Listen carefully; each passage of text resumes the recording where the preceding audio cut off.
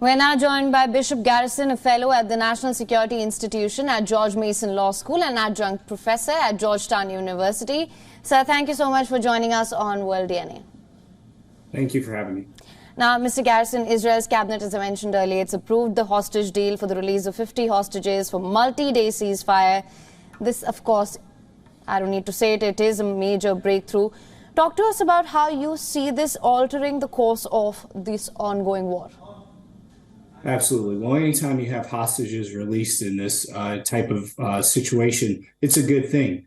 Again, as we've stated, as others have already discussed on this point, though, Israel is still finding itself very much in a hot war with Hamas right now, with the terrorist organization. So this is a positive step forward. I applaud the Biden administration for being able to help support these efforts with Secretary Blinken and the president directly having a hand in this. But it is not over yet. It's not done until it's done, until not only we're able to get these hostages out of harm's way, but to get all the hostages out of harm's way. It was roughly a little over 240 that were taken on October 7th initially, to include Americans and Israelis within those numbers. So this is a very positive step forward, and we'll see some humanitarian aid, somewhere in upwards of 300 trucks per day moving in food and aid and fuel and supplies into the area, as you said, has been under a great deal of stress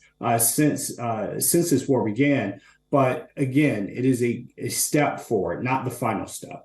It's definitely a step forward, Mr. Garrison. As you said, I want to take it a little further from there. Now, do you feel that the hostage deal and the frequent pauses, if there are more, and here's hoping that there will be more, will they help curb down the overall scale of the war, even though it will continue? Of course, also important to mention now that the Hamas has welcomed this approval of the hostage release deal. That is the latest that is coming in.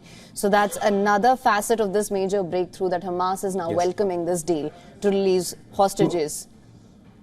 Well, yeah, well, it's a very, very valid question. Again, the primary point that we need to make here is to get the hostages out of harm's way. That will entail some amount of a negotiation, and that's what we're seeing exactly here. We're seeing aid come in because you still have other innocent civilians within the area, the vast majority of which, for both the hostages and other innocents caught in this, are all women and children. So we need to do everything we can in order to see these individuals taken out of the situation first and foremost.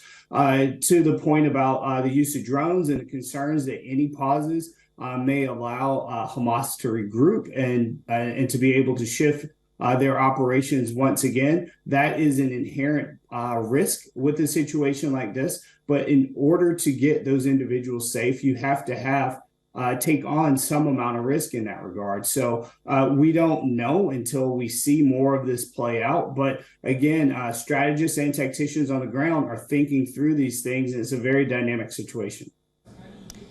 Right, Mr. Garrison, of course, as we speak, there are a lot of developments that are coming in. One, that Hamas has now welcomed this move. Also, from what we do know so far, as per reports that are coming in, the first hostage release would be on Thursday.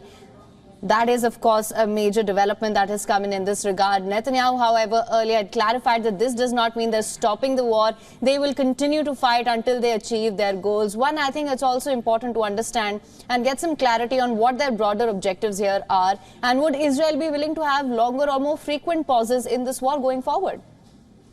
Well, that's a very valid question that I believe the United States, both in public and behind closed doors, are continuing to ask of the Israeli government, how many pauses are they willing to take on? How long are those pauses going to be? And what are the intended end state here? And what happens after this war is complete and those objectives or those goals are met? There's still a lot of questions that need to be asked here. But again, we have to continue to see this develop with some level of humanitarian support and aid taking place, because you have so many innocents that are now involved with this, and so many of them are women and children. So as Israel is continuing to think through its next steps, it has to take those ideas into account.